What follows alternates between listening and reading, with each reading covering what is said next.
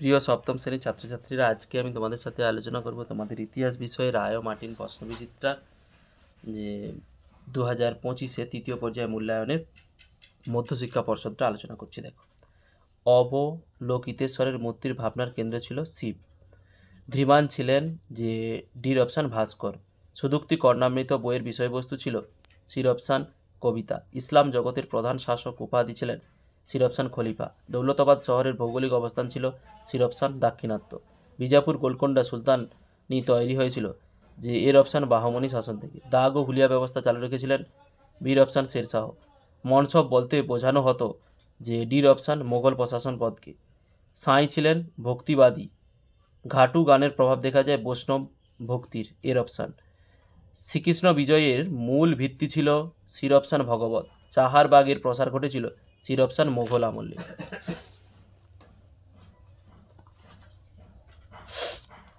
ধর্মীয় ও রাজনৈতিক ক্ষমতার প্রতীক হিসাবে গুরু হরগোবিন্দ এর অপশান দুটি তলোয়ার নিতেন। ব্লক তৈরি হয় অনেকগুলো সির অপশান গ্রামকে নিয়ে। ঠিক বা ভুল লেখো। খ্রিস্টীয় দ্বাদশ শতকের উল্লেখিত আচার্য ছিলেন শান্তরক্ষিত। ভুল। প্রেমানন্দ শব্দ খুঁজে বের করো। সর্বানন্দ, শ্রীনিবাস, শ্রীধর দাস, সন্ধ্যাকর নন্দী। খ্রিস্টীয় অষ্টম শতকে পৃথিবীর বিখ্যাত বৌদ্ধকেন্দ্রের নাম যে ইন্দোনেশিয়ার বড়বুদের মন্দির। স্তম্ভ মেলাও। চেঙ্গিস খান যে মোগল আক্রমণ, যে লখনৌতি ইলিয়াস শাহ, মোহাম্মদ শাহ, গুলবর্গ, নসরত শাহ, ঘরঘরার যুদ্ধ, আসিলগড় যে খানদেশ। শূন্যস্থান পূরণ করো। ড্যাশ ছিলেন সুরাবতী সম্প্রদায়ের প্রতিষ্ঠাতা। বদর উদ্দিন জাকারিয়া। রজমনামা রামায়ণের অনুবাদ। ভুল। সঙ্গীত শিরোমণি ও মান কৌতূহল বই দুটি মিল কোথায়? দুটিই হচ্ছে সঙ্গীত বিষয়ক বই। জিয়াসুদ্দিন বরণী কে ছিলেন? আকবরের শাসনকালের বিখ্যাত লেখক। বিবৃতি ব্যাখ্যা যে মোগল প্রশাসনের যে বিরুদ্ধে সতনামীর বিদ্রোহ করেছিল, যে ব্যাখ্যা 2, সতনামী মোগল স্বৈরাচারীদের বিরোধিতা করতে চেয়েছিলেন। জনগণ নিজেরাই নিজেদের মধ্যে থেকে শাসক বেছে নেওয়ার পদ্ধতিকে বলা হয় গণতন্ত্র। 3 দাগের পূর্ণমার্ক 2। চর্যাপদ কেন পাল আমলে বাংলার সমাজ ইতিহাসের উপাদান হিসাবে ধরা হয়? রায় মার্টিন নতুন সহায়িকার 60 পৃষ্ঠায় 21 দাগের প্রশ্নটা দেখাচ্ছি। দেখো, এইখান থেকে এতটা দিতে তোমাদের লিখতে হবে। জনসমর্থনের নিরিখে বাংলার পাল ও সেন শাসনের তুলনা করো। সহায়িকার 61 পৃষ্ঠায় যে 29 দাগের প্রশ্নটা তোমাদের দেখাচ্ছি। এই যে এইখান থেকে এতটা দিয়ে তোমাদের লিখতে হবে। বলবন কিভাবে সুলতানি পদের মর্যাদা বৃদ্ধি করেছিল? সহায়িকার যে 92 পৃষ্ঠার যে 25 দাগের প্রশ্নটা দেখাচ্ছি। দেখো, এই যে এইখান থেকে লিখবে, লিখে পাশের পৃষ্ঠা এই অবধি তোমাদের লিখতে হবে। ইকতা কি? পরের প্রশ্ন যে সহায়িকার 95 পৃষ্ঠার 46 দাগের প্রশ্নটা এইখান থেকে এতটা দিয়ে তোমাদের লিখতে হবে। নেক্সট, যে হুমায়ুন কেন যে আফগানদের বিরুদ্ধে জয় পায়নি? সহায়িকার 123 পৃষ্ঠায় 14 দাগের প্রশ্নটা তোমাদের দেখাচ্ছি। দেখো, এই যে এইখান থেকে লিখবে, লিখে পরের পৃষ্ঠার এই অবধি তোমাদের লিখতে হবে। অথবা ঔরঙ্গজেবের দাক্ষিণাত্য নীতির মূল উদ্দেশ্য কী ছিল? সহায়িকার 126 পৃষ্ঠায় 34 দাগের প্রশ্নটা তোমাদের দেখাচ্ছি। দেখো, এইখান থেকে এতটা অবধি তোমাদের লিখতে হবে।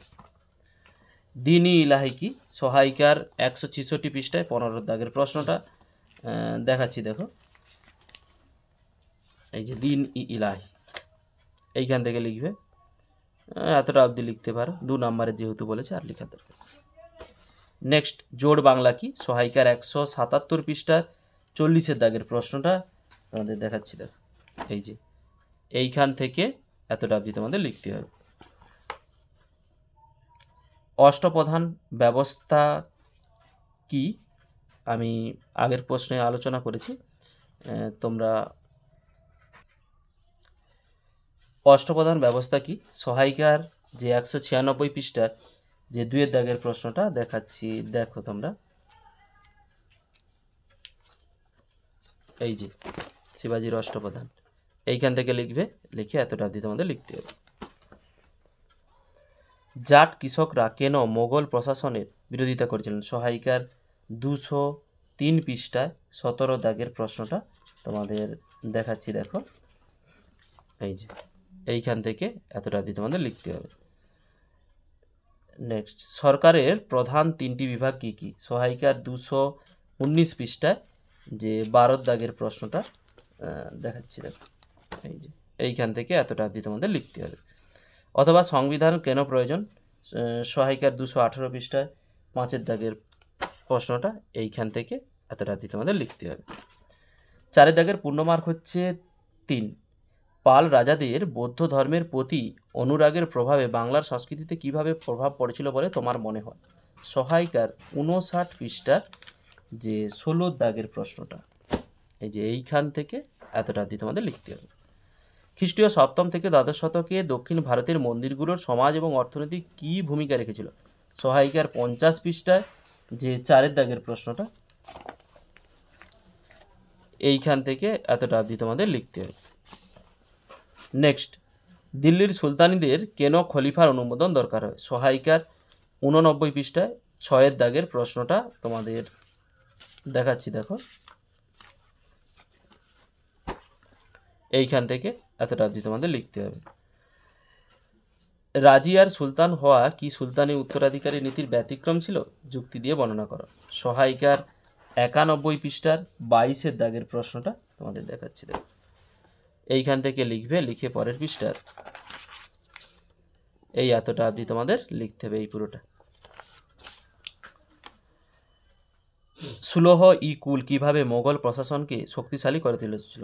সহায়িকার 127 পৃষ্ঠায় যে 36 দাগের প্রশ্নটা তোমাদের দেখাচ্ছি, দেখো এইখান থেকে লিখবে, লিখে এই অবধি তোমাদের লিখতে হবে। খ্রিস্টীয় 7দশ শতকের প্রথম ভাগ থেকে 8দশ শতকের মধ্যভাগে মোগল সাম্রাজ্যের বিস্তারের মানচিত্র তোমাদের বইয়ের 77 থেকে 84 পৃষ্ঠার মানচিত্র তুলনা করে কি কি মিল অমিল দেখা যায়? সহায়িকার 128 পৃষ্ঠায় 41 দাগের প্রশ্নটা দেখাচ্ছি, দেখো এই যে এইখান থেকে লিখবে, এইটা লিখে এই পাশের এই অবধি তোমাদের লিখতে হবে।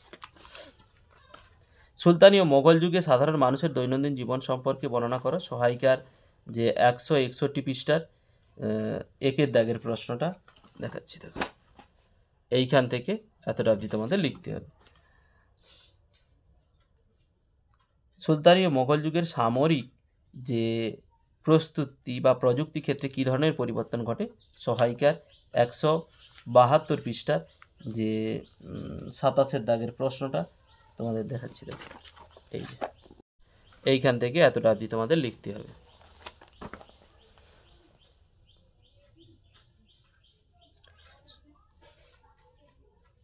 মোগলদের বিরুদ্ধে জাট বিদ্রোহকে তুমি কি শুধু ধর্মীয় প্রতিরোধ বলে যে মনে বা বিশ্লেষণ করবে?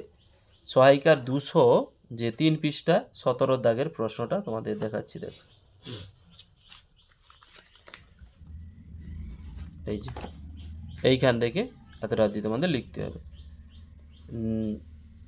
নেক্সট, পঞ্চায়েত ও পৌরসভার মাধ্যমে স্বায়ত্তশাসনে যে চালু থাকে বিশ্লেষণ করো। সহায়িকার 219 পৃষ্ঠা 19 দাগের প্রশ্নটা তোমাদের দেখাচ্ছি, দেখো এই যে এইখান থেকে এতটা অবধি তোমাদের লিখতে হবে। 5 দাগের পূর্ণমার 5 মানচিত্রে 4.2 থেকে আলাউদ্দিন খলজির সামরিক অভিযানের গতিপথ যে ব্যাখ্যা করো। সহায়িকার যে 80 পৃষ্ঠায় 9 দাগের প্রশ্নটা দেখাচ্ছি, দেখো এই যে এইখান থেকে এতটা অবধি লিখতে হবে, মানচিত্রটাও দেখাতে পারলে ভালো। তুমি কি মনে করো মোহাম্মদ বিন তুগলক খামখেয়ালি পদক্ষেপ গ্রহণ করেছিলেন? সহায়িকার 82 পৃষ্ঠায় 14 দাগের প্রশ্নটা এই যে এইখান থেকে এতটা অবধি তোমাদের লিখতে হবে। মোগল শাসনকে দৃঢ় করার জন্য আকবরের সামরিক সংস্কার কতদূর সফল হয়েছিল তা ব্যাখ্যা করো। সহায়িকার 114 পৃষ্ঠার যে 9 দাগের প্রশ্নটা দেখাচ্ছি, দেখো এইখান থেকে এতটা অবধি তোমাদের লিখতে হবে। জাহাঙ্গীর ও শাহজাহান কিভাবে মোগল রাষ্ট্র কাঠামোকে টিকিয়ে রেখেছিল? সহায়িকার 116 পৃষ্ঠায় 14 দাগের প্রশ্নটা এইখান থেকে লিখে এই এতটা অবধি তোমাদের লিখতে হবে। চৈতন্যের ভক্তি আন্দোলনের প্রচারের মূল কাঠামোটি বর্ণনা করো। সহায়িকার 164 পৃষ্ঠার 9 দাগের প্রশ্নটা তোমাদের দেখাচ্ছি, দেখো এইখান থেকে এতটা অবধি তোমাদের লিখতে হবে। একটি করে স্থাপত্যের উদাহরণ সহ সুলতানি ও মোগল স্থাপত্যের মূল বৈশিষ্ট্য তুলনামূলক আলোচনা করো। সহায়িকার 167 পৃষ্ঠায় 18 দাগের প্রশ্নটা দেখাচ্ছি। দেখো, এই যে এখান থেকে লিখে পাশের পৃষ্ঠা, এই যে পুরো ছকটা এখান অবধি তোমাদের লিখতে হবে। ভিডিওটি শেষ অবধি দেখার জন্য অতীতের ইতিহাস চ্যানেলের পক্ষ থেকে সবাইকে অসংখ্য ধন্যবাদ। ফিরে আসছি পরের ব্লগ নিয়ে।